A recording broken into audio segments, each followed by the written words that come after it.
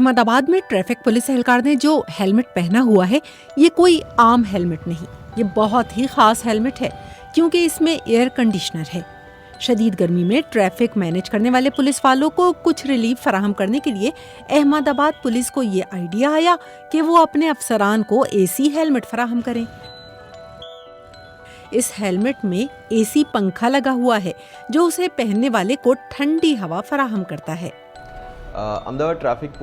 تجرباتی بنیادوں پر ہم نے احمد آباد میں ٹریفک پولیس والوں کو اے سی ہیلمٹ دیے ہیں۔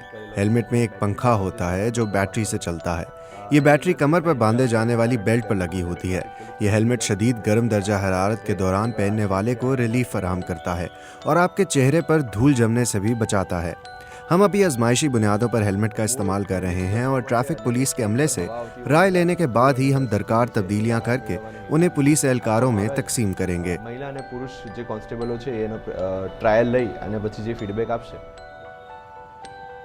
اس اے سی ہیلمٹ میں پاور بیک اپ بھی ہے۔